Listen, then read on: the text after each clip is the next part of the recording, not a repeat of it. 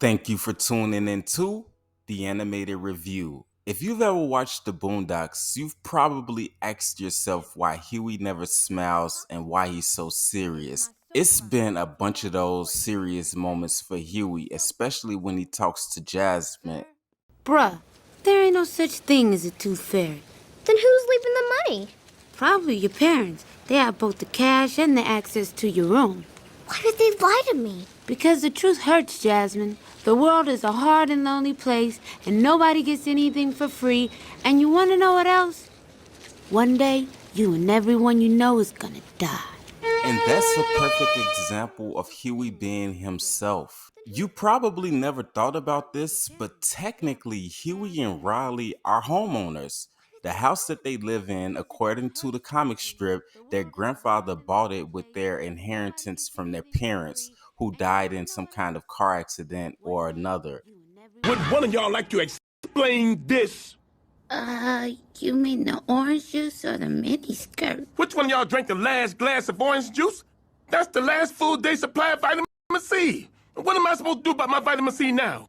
Y'all need to start appreciating your granddaddy. I went and spent your inheritance on this beautiful house in this neighborhood. And all I asked you to do is act like you got some class. Hey, learn some what's manners. class? And this is the It things I means get. don't act like niggas. See, that's what I'm talking about right there. We don't use the N-word in this house. Granddad, you said the word nigga 46 times yesterday. I counted. Nigga, hush. And they are from Chicago, so they have quite the background, quite the backstory. And that backstory is deep. Huey deals with it as a matter of importance. What's that box for? It's my soapbox. If you have important things to say, you use a soapbox.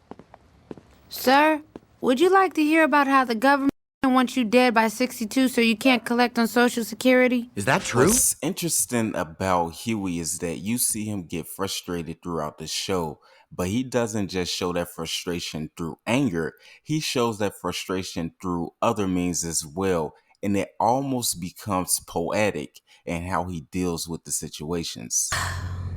Your pain is the breaking of the shell that encloses your understanding. It is the bitter potion by which the physician within you heals your sick self. Therefore, trust the physician and drink his remedy in silence and tranquility. Khalil Gibran. Didn't rhyme. If you ask me, Huey didn't have a lot to smile about. He had lost both his parents in a gruesome car accident or whatever it was, and then he was living in what he felt was a racially oppressive society. He looked at everything from a half empty type of view. He was very pessimistic, and I don't necessarily know if that's always the best way to be. But thinking about where he's coming from, having grown up in Chicago for as long as he could remember, and then being misplaced or displaced into a suburb in a different city and state, looking back at the show, we can see that it was funny, but it was also a very serious show that touched on some very serious issues, and some of the characters came from backgrounds that were very traumatic and they had traumatic experiences. And some of those characters happen to be the main characters on the show, Riley and Huey, but they deal with their pain differently. Anyway, that's my 2 cents. Tell me what you think, leave it in the comments, and as always, thank you for tuning into the animated review. Bruh, there ain't no such thing as a tooth fairy.